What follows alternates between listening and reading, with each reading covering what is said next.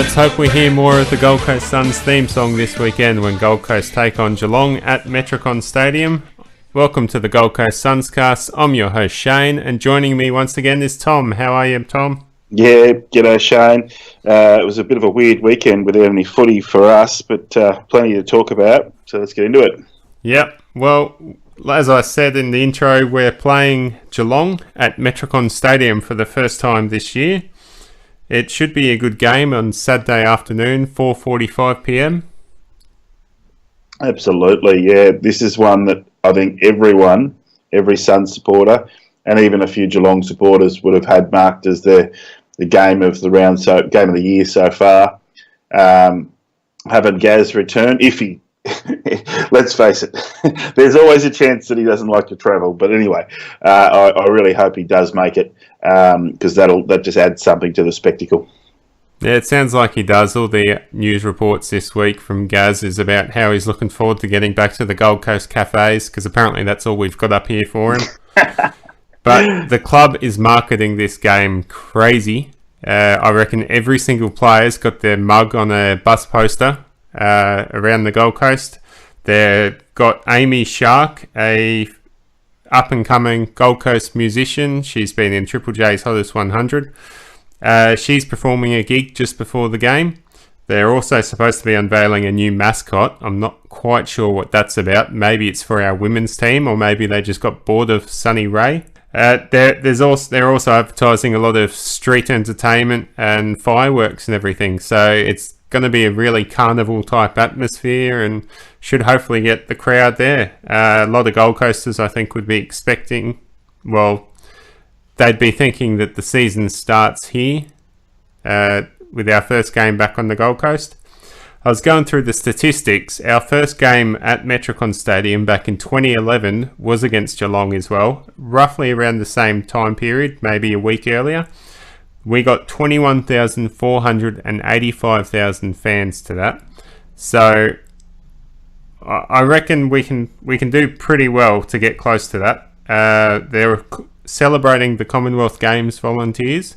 So as far as I know, a lot of Commonwealth Games volunteers have free entry into the stadium. So they are still giving tickets away. But we're looking at probably a crowd between 18 to 22,000, I'd think. And if it's any more, then that's an absolute bonus. I think our record crowd was at the Gabba, wasn't it, in that first year? So that would be maybe out of reach. Although you never know with the Gold Coast.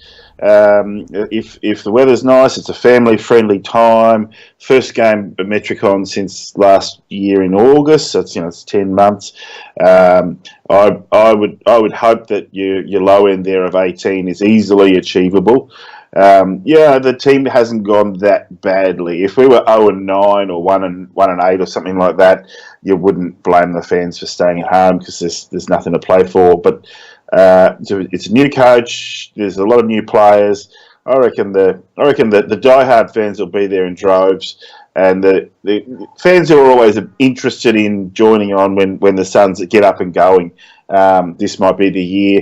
And as you say, the volunteers, they're giving away free tickets. You don't really mind so much because if they can get a real parochial home crowd who are getting really excited, 20, 22,000.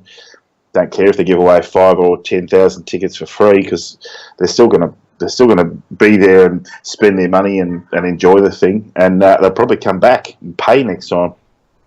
Yeah, that's the thing. I was talking to a lot of rugby league based fans up here in Queensland. A lot of them get converted when they go to their first AFL game because they realise that it's not something they can just sit there and watch on TV, and there's always stuff happening behind the ball, in front of the ball.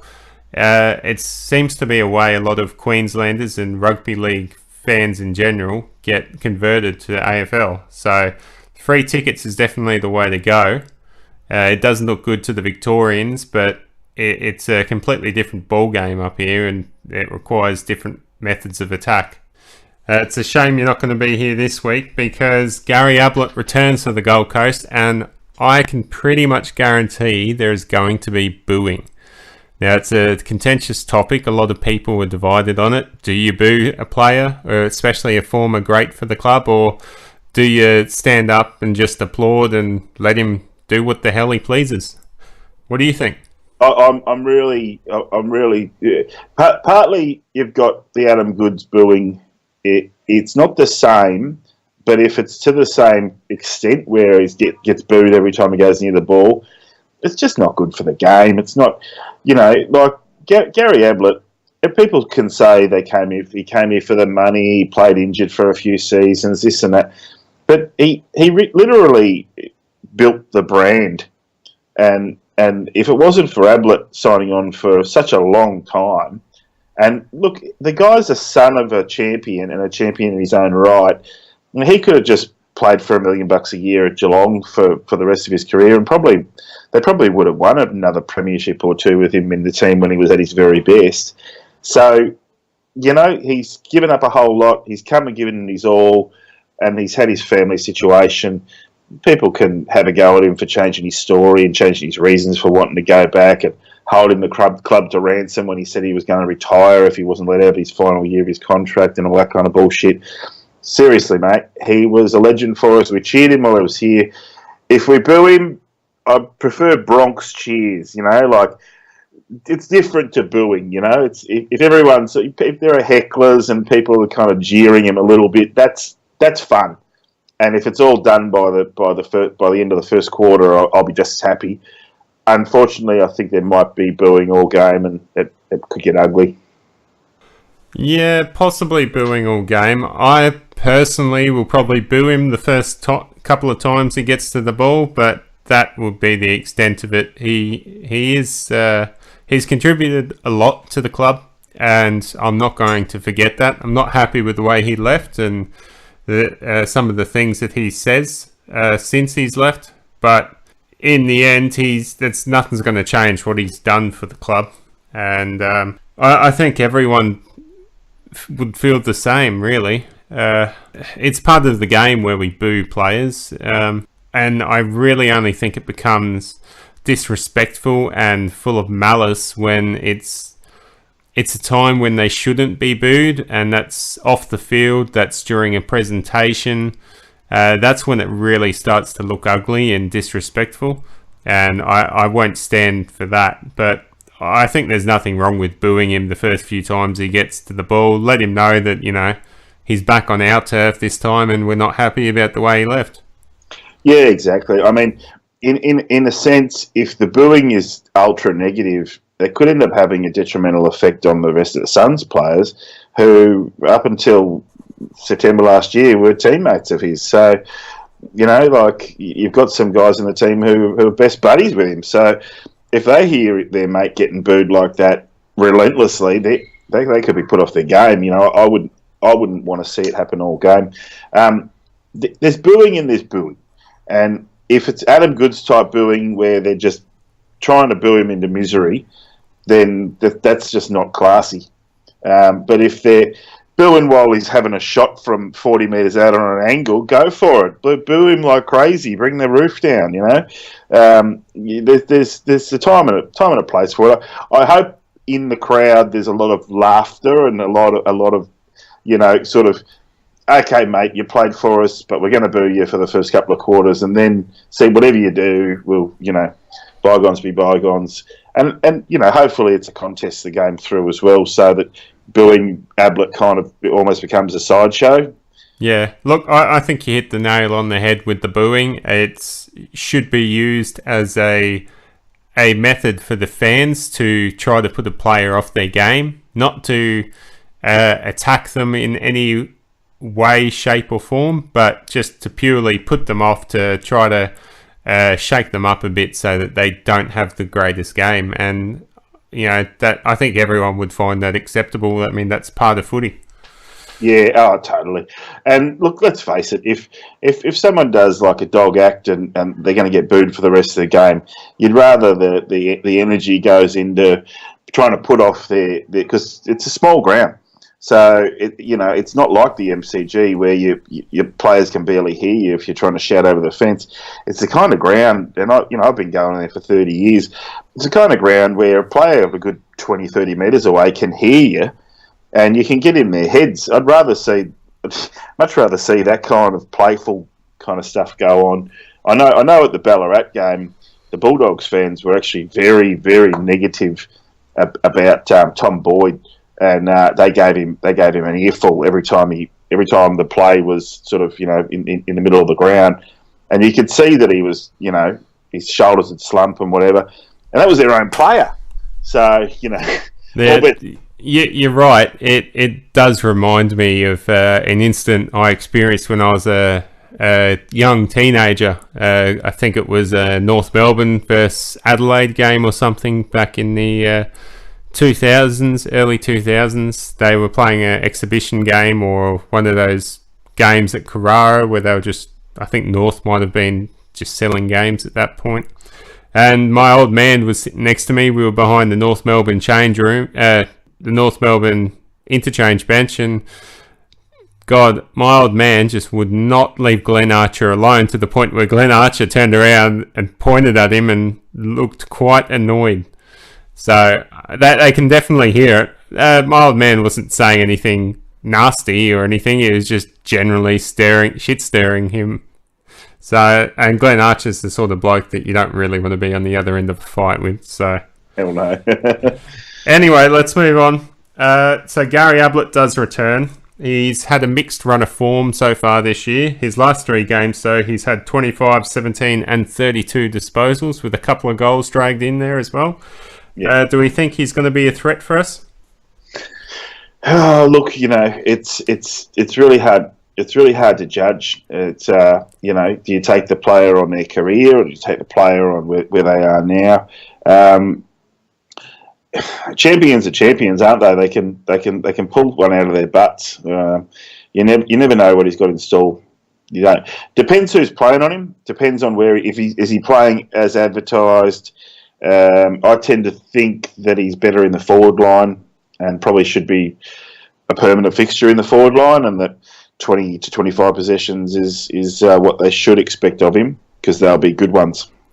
Yeah, well, if he is playing in the forward line, I like our chances. I think we've got a good range of stopping defenders that could play in him. Everyone from Stephen May to Jesse Joyce, or sends Harbrow or Bowes onto him for a run-with role.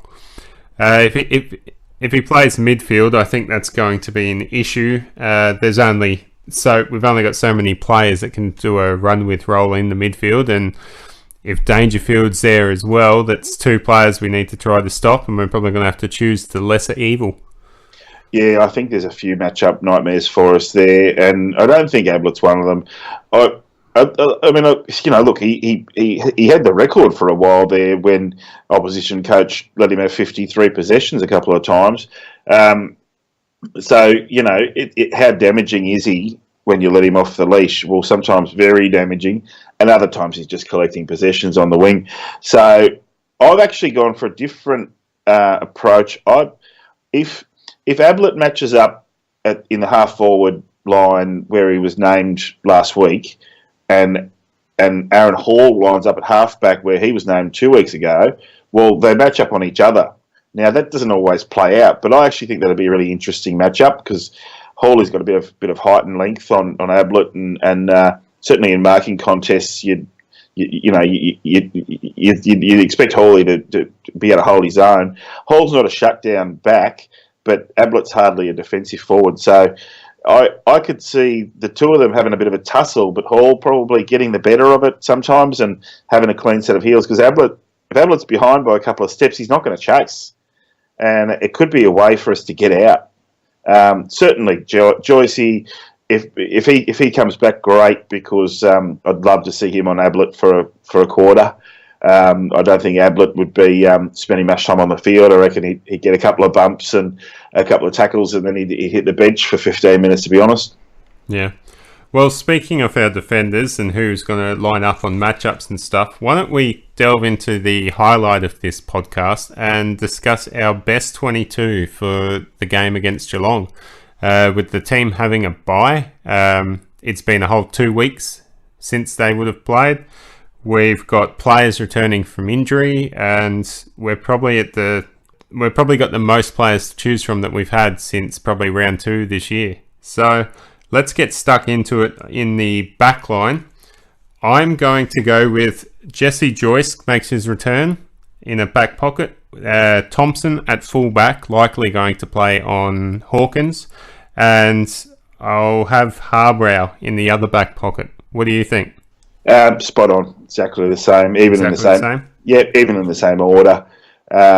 Joyce is a little bit of a bigger back pocket. It still alarms me that he's played as many games as he has, and none of the websites, the AFL, no one knows how tall or how big he is.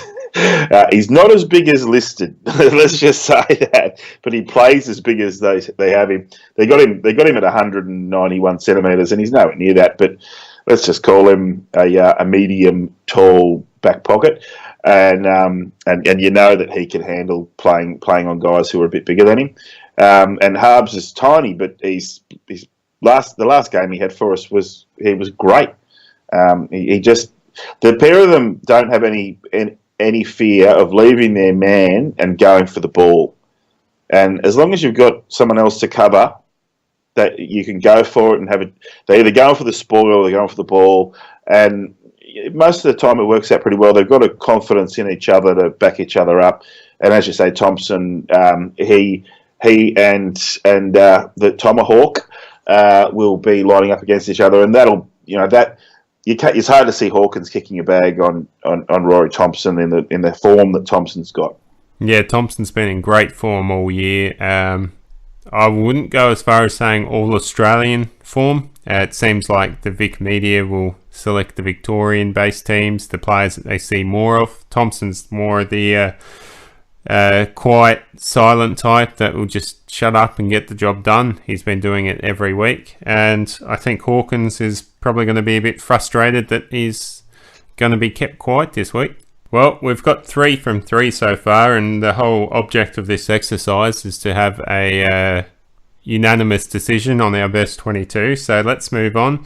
Our half-back line, I've thrown in Aaron Hall. I was quite impressed with how he was playing off half-back. It's a good drive and good use of the ball. Probably not so much his kicking efficiency, but just the damage that he can do running out of half-back. Stephen May, centre half-back, and Jack Bowes on the other back flank. Well, again, we've got the same 3 in the same order. Hall has found his spot. If he's going to be a Gold Coast Sun after this year, it's going to be as a half-back flanker, maybe sometimes moving up to the wing depending on injuries and form and whatnot. I don't like him through the midfield. I don't think anyone does anymore, given the way our structures have changed. And he's a different player without Ablett, but he's a different player playing on the back line. So kept Hall in. Also with that, Hall, we all know he's not the most defensive player, and that does probably open us up a little bit on the half-back line, but I feel like Joyce, May, even Harbrow and Thompson or Bowes, whoever else is playing down there, can pick up the slack in that aspect, allowing Hall to just focus on being that run out of defence player. And if that's all we're expecting of him, then he's going to be a really good player doing that role. Well, we've had 3 players doing that kind of thing. We've had Jack Martin, Calamarchi, and Aaron Hall doing that kind of thing effectively in the last sort of 4 to 5 games. But you can't have Martin playing in 2 or 3 positions, as much as we'd always say we'd like to. So Martin can't play there, and Archie proved in his last game that he definitely shouldn't play there, even though he seems to be able to get the ball. But what he does with it when he's playing out of defence is bloody horrible. So Hall's definitely won that spot, and you think maybe there'd be a player or 2 on the bench who could slot in if he's got a mismatch on his matchup, and if we're really hard up in defence, we may need to throw a 7th player back. But you'd rather Hall be the 7th player, chuck someone on the flank, and have him play right across that back line there where he can run it out, and he's our, we've got Joyce and Harbrow to sort of do that fast run out, but Hall, he's playing it to perfection. He's getting the stats because he loves the ball. I'd love to see Bose get a bit more of the ball in the same way. I've seen his form line going down match by match. If he goes down a couple of percent each match, and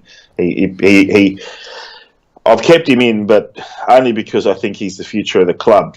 He was playing his best football at the start of the year, and at the start of the year, he was playing out of half-back. Mind you, I would love to have Cade Collar-Jasny in Bo's spot, but at the moment, with his concussion issues and him, I think he had a really good game in the NEFL the other week, but he probably needs to keep finding that form in the reserves before he gets elevated. So I would definitely be looking for him to come back into that half-back spot and probably pushing Bose either out of the side or onto the bench or something.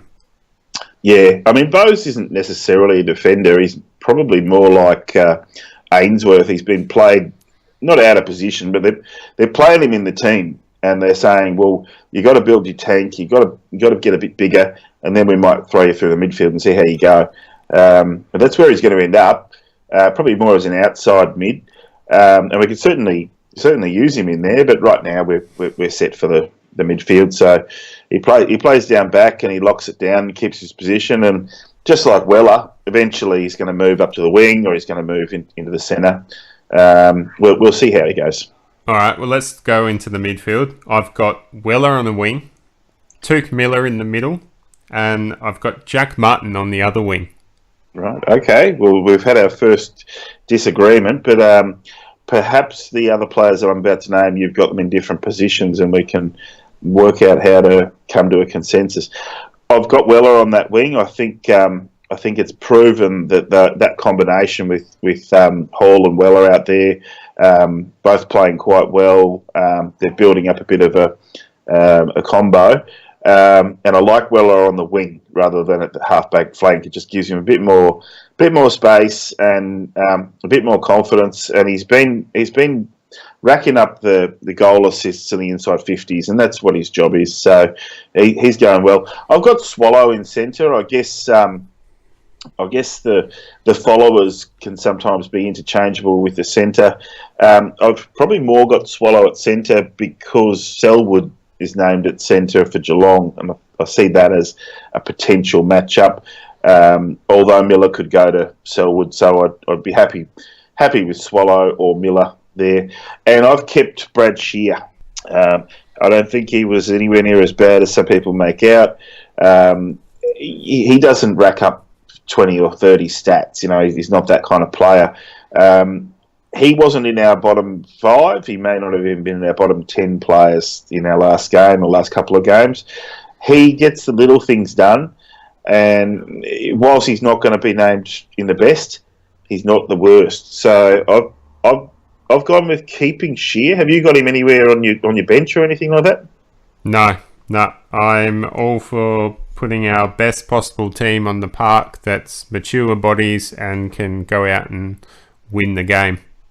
Okay, well, I'm not saying Shear can't, but I just think we've got players that are more capable than Shear. I've actually omitted a player who I would normally have in there, and I think maybe you've got that player in your half-forward line. So if we keep going, we can come back to that wing spot and make a decision on who should belong there. All right, so we're in agreement with Weller, and yep.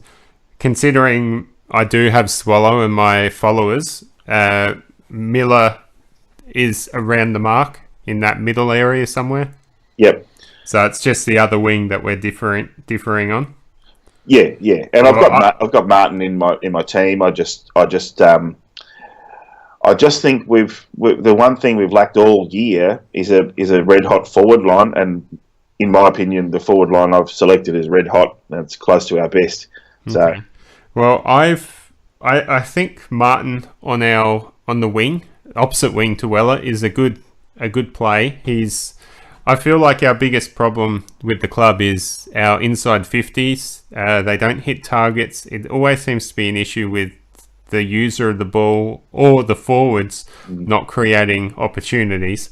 Either way, I think with Hall on a half back line, he's got the pace and the skill to get the ball out of half back, linking up with either Weller or Martin on a wing, who has the ability and the skill to deliver a pass inside 50 accurately and to our advantage. So then that leads me to the half forward line. I've got Sexton, Lynch, and Archie. Okay. I've selected Archie. I've seen him do well on either side. I've selected Peter Wright at half forward, centre half forward, and I've also selected Lemons. Now those are two different things. I omitted Sexton, and I love Sexton. He's a great player. He's a great winger. He's great half forward. He has played a lot of games in the back line, but I don't think that's where he belongs. And neither does Lemons. Lemons and Sexton are interchangeable because we don't even know if Lemons is going to play. But based on form of Sexton and based on potential of Lemons, I've made the switch. Have you got Wright in your team, or are you thinking of... Yes. Yeah, okay. I've got 2 metre Peter sitting down at full forward. Okay. Just his height and lack of match fitness, probably more so than Tom Lynch. I feel like he's less likely to get mobile up the ground. Yep. Would be better suited as a more stay-at-home tall forward. I've just got them in the different positions, so I'd be more than happy to switch those guys around. So I guess there's no denying Lynch and 2 metre Peter on our spine. Who were your half flankers? Did you have Archie? I did. Even though he was rubbish against Port in China, and disappointing too because he's descended from a Chinese migrant. Hence the name Archie. He wasn't the first Chinese Australian to play there because his brother played there last year for Port. But happy for one, not happy for the other. I think with Archie, it was just he was playing out the back line, a foreign position to him. He had a good week the other week there. Maybe it was the food, like you suggested last week. Maybe he was just playing through illness. But he's more of a natural player at half forward, can play tall or small and create opposition headaches. On the half forward line, it also gives him the opportunity to roam up the ground a bit more and put his agility and his ability to travel great distances up through the middle of the ground. So moving on to the forward line then, we've obviously got I would say you've got Lynch at full forward, whereas I've got 2 metre Peter. So it comes down to a question of the pockets. I've gone with Sam Day and Ben Ainsworth. Now, I know that you would think Ben Ainsworth being played out of position as a forward. He was drafted as a forward. He can play midfield. I'm not saying he won't. I just think that's where he should start as a small forward. And Sam Day, again, he's very flexible, can go forward, can go back. But with Geelong's lack of tall defenders, we can really stretch Geelong if we play 3 talls. And that also covers us if Lynch or 2 metre Peter can't get through a full game. Yeah, exactly. I've got Day in there. I believe in the 3 tall option, especially when you've got a vulnerable opponent. And Geelong are really they're not very tall at all through the back line. They do have they did name a reasonably tall bench last week. Nothing over 190 centimetres, but for a defender, that's about what you need to be to at least defend someone like Day. I want Day in there because he as a third forward, he makes mismatches and he can kick a couple of goals. And if the defence is, if they have a third tall going into defence or May is needed on someone like Dangerfield, Day can go back. I don't know that Peter Wright would necessarily be the best choice to be the backup ruckman, even though he does quite well chopping out. Day's been doing it all year, and he's been getting about the same sort of figures that Wright was getting last year. So I'd be just as happy. I mean, we've got a brilliant ruckman. I mean, it goes without saying we're going to smash him in the ruck. And Geelong aren't good at centre clearances, and we'll get to the midfield in a minute. But I can see Day having a real role to play, making that mismatch in the forward 50, but also being shifted around the ground. As we've talked about at length, he hasn't had the best time of things, especially when he's been the only real recognisable tall forward with any experience. He doesn't kick bags of goals. That's not Day's thing. I mean, you think he was drafted at pick 3 all those years ago. He hasn't really gone on to be a pick 3 type player. I say that with air quotes, as in he's not really a superstar, but he is a very, very durable player, with the exception of his injuries. What I mean is he's a very flexible player. We can play him in a variety of roles: down back, up forward, in the ruck. He can play as a third man at either end of the ground, or he could play as the Tom Lynch from Adelaide role, where he just roams up a wing, being that tall player for us to target to kick to, and then he can continue on getting the ball down forward to our other tall targets. So there's so much flexibility with Sam Day. I think he's pretty much a must in our side. Well, there's one thing that we haven't touched on, and that is a couple of the matchup nightmares for Geelong. Blitzarves he'll be chopping out as a second ruckman. So Day and Blitzarves will have a bit of a running battle, I reckon. And I can't really see Blitzarves playing all game on the wing, which is where he's usually named, if Wright, Lynch and Day can start getting out to all points of the 50 and providing different targets and starting to get those inside 50 marks is what it's Geelong's worst nightmare, because if you look back at the times we've beaten them in all the key indicators that they usually win. We've beaten them for inside 50s, which isn't typically a strength of ours. We've beaten them for contested marks, which is definitely not a strength of ours. So seeing those three players, they won't do play all their footy inside the forward line, but as long as they're running good angles and not getting in each other's way, certainly one of them is going to end up with a big mismatch. And as you say, it is really important as to who is delivering the ball inside 50. I think we've got a reasonable midfield to be able to help with that as well. But, I don't think Day will be sitting in a forward pocket all day. So who were your three forwards? So more than happy to switch Lynch with Wright.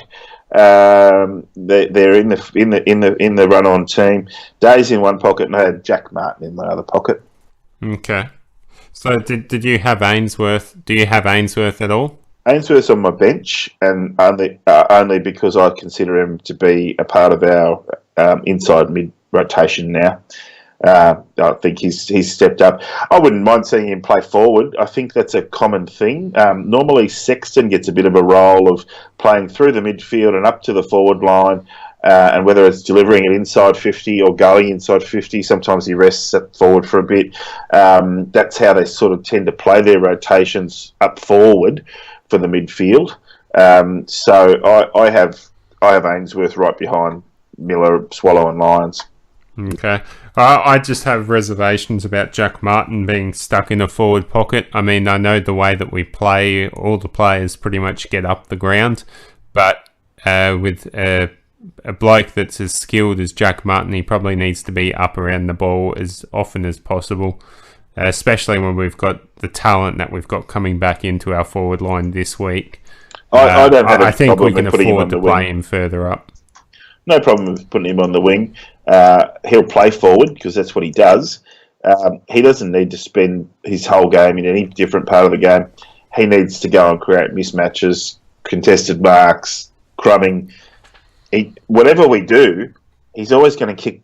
It's not a bag. 3 or 4 is not a bag by historical standards. But it's if you look at our Carlton game, we had Lynch kicking 8 and Martin kicking 3, and if the pair of them can kick 10 or more goals between the two of them, we're going to win most games. So I'm happy. You can name him on the bench, but Jack Martin's our best player at the moment. So yeah, definitely. So our followers are probably going to be quite the same. Witt's obviously in the ruck I've got Swallow and Lions, but from your team it sounds like you've got Miller instead of Swallow there. That's right, and as I said, I think that the followers we're going to come up against look like being probably Dangerfield and Selwood, or possibly Dangerfield and Kelly. And if it's Kelly, I actually think that's Miller's best opponent because they're similar in size.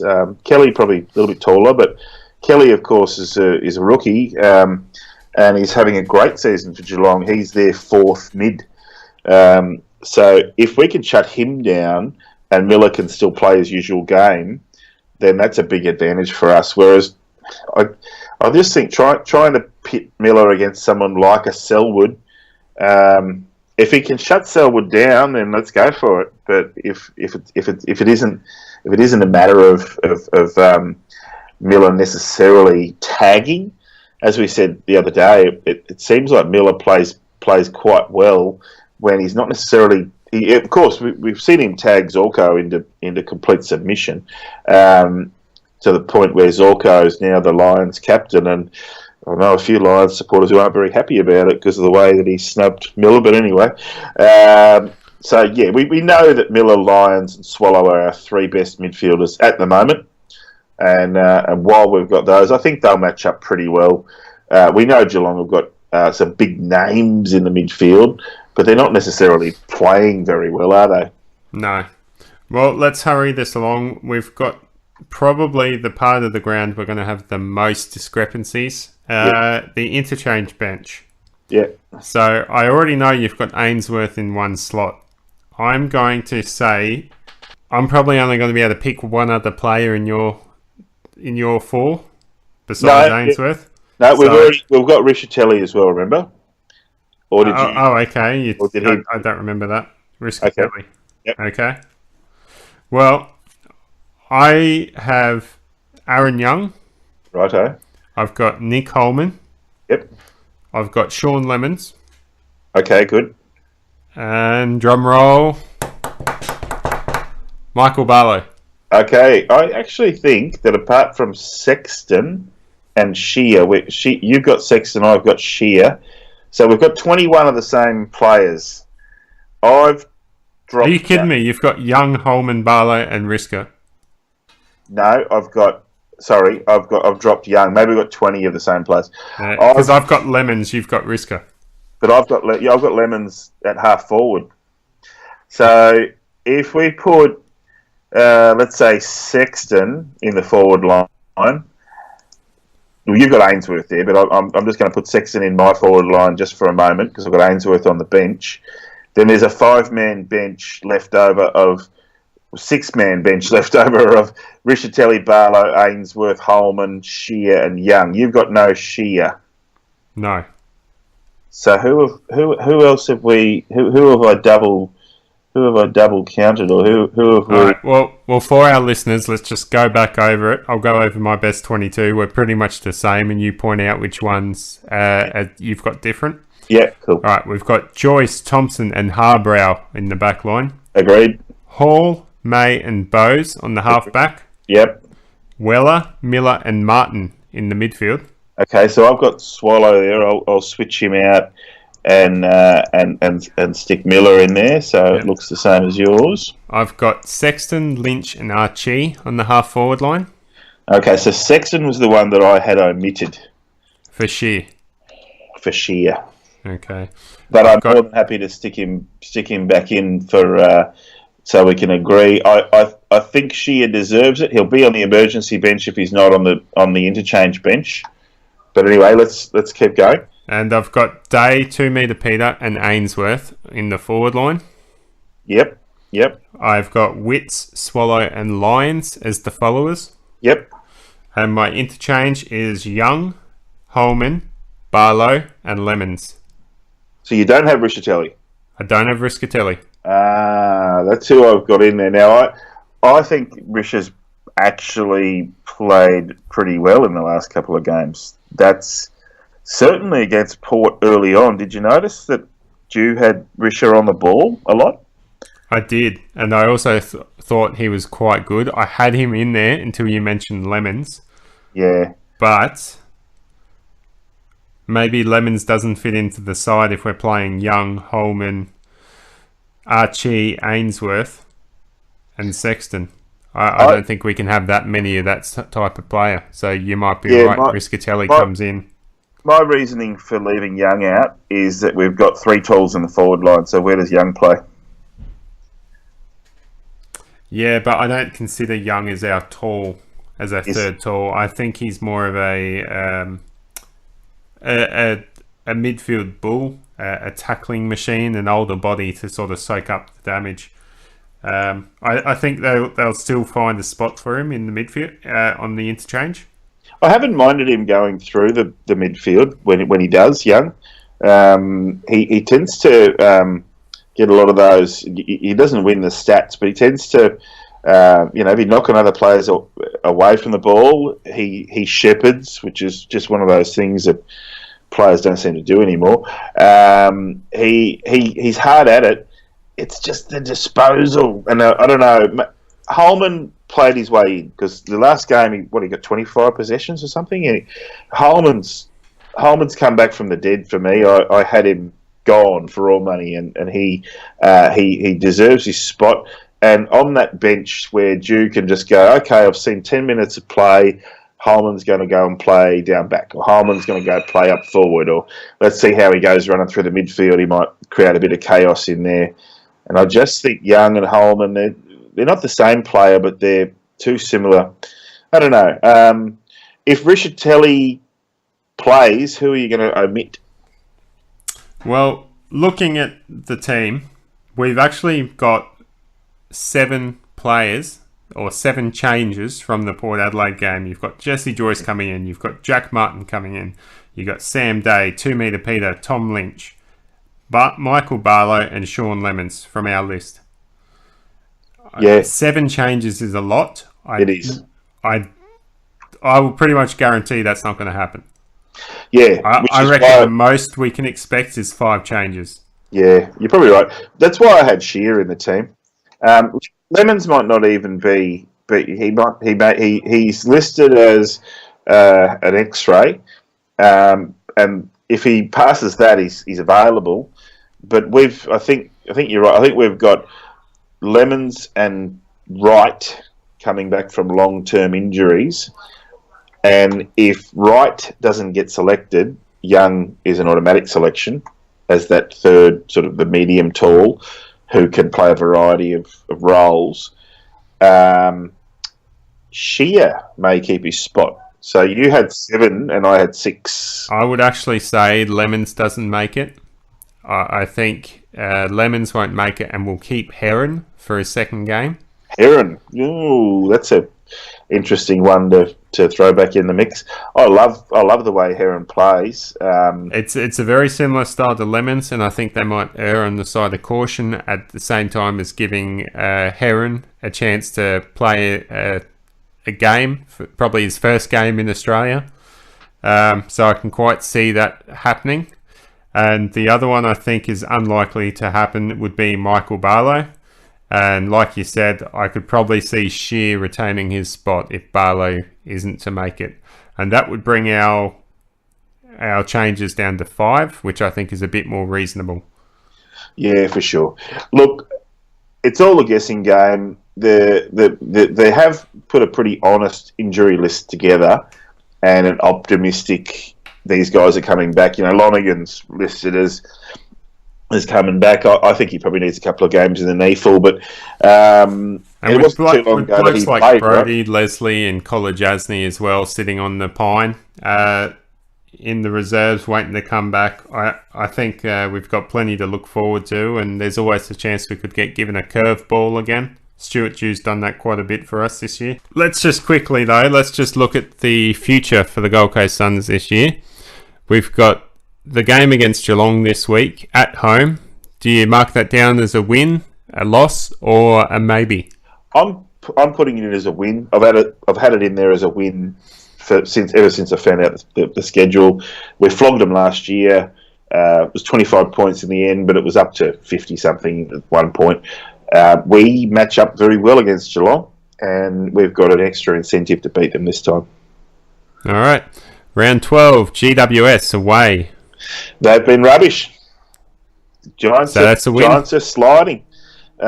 It'll be a ripper game. but I think if we can beat Geelong and get on that roll, I think we've got a few games in a row that we can definitely beat. If not start favourites, because we're certainly, as far as I'm not going to mention their name, but as far as the betting agencies are concerned, we are long shots for everything. But I think we can beat the Cats and then the Giants, and then the week after that. The week after that, St Kilda at home. We will thrash St Kilda. And then Hawthorn in Tassie. We beat them twice last year, so what do you reckon? Yeah, I think... Actually, I've got this one down as a loss. We can quite easily win it. It's probably a maybe. But I think we're bound to drop the odd game or two, and I reckon Tassie's pretty bloody cold and Hawthorn's in some good form. All right, round 15, we play Collingwood at Metricon. Anything at Metricon's got to be winnable. I think so too. Yep, I'm going to say that's a win. Okay, North Melbourne away. They're the tough ones, aren't they? Because if you look at the sort of form this year and last year, they pinched one against us, and we pinched two against them. It'll be bloody close. I'll tell you one thing, they won't be in fifth when we play them. No, they probably would have lost a few. I haven't looked at their fixture, but I'm sure it's still hard to believe that they're in fifth, is what I'm trying to say. So yeah. Round 17, Essendon at Metricon. Gee, you hope the Bombers go back into their slump. It would have been good to play them a couple of weeks ago. Yeah, I'm going to say I am bullish up to that point, and then I think things get tough for us. So I'm going to say again a win, but or winnable. But then the week after that. Yep, Sydney away. I've pretty much crossed this one off already. Don't even know if I'll watch it. Probably only watch it for the fact I have to do a podcast about it. Be bloody good if we did win it, but Sydney, they look like they'll be thereabouts in the top four at that time, and they would have seen this one coming. They do take every week at a time. Then we have Carlton at home. We are going to win that, and we're going to win it by so many points that it could put us back into the right side of 100% on our percentage. Yep, and then the next week's just going to blow that when we play Melbourne away. Yeah, Melbourne for me, and not just because of the way they played against us. I've been following Melbourne all year. If they, their first game of the year kind of set them off on a bad start. They lost their first couple of games, and after that, bang, bang, bang, bang, bang. They've been really good. They're top 4 team. Yep, and then after that, we play another top 4 team, Richmond, but this time at Metricon. I don't think we can win that, but it'll certainly be good. The only thing I'll say about that is that there was a time when Richmond were our bitch, and we beat them every other time we played them. I'd love the next time we beat Richmond. It could be a year or 3 years away.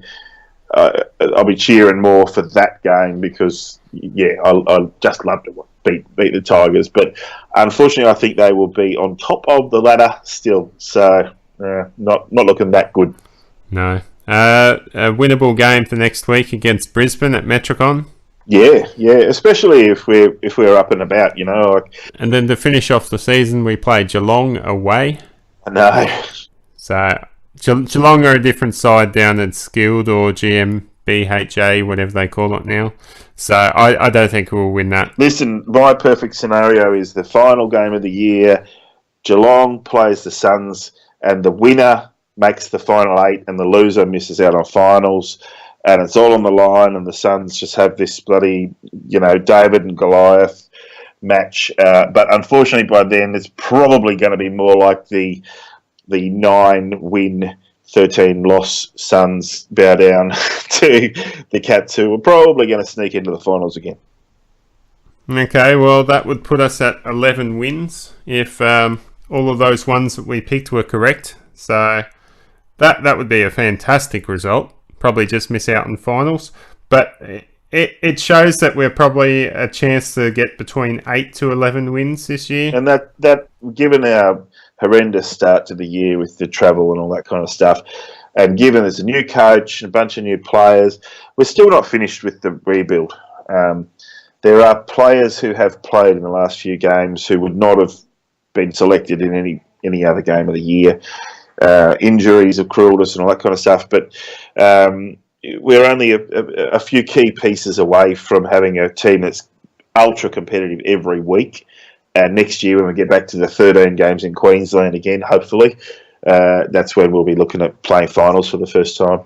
All right, well, that finishes us up for the night. So I'd like to thank you for joining me, Tom, and thanks to our listeners, our loyal listeners of 25 or whatever we get. It's growing every week. So you can catch me on Facebook and Twitter at 32BitShane.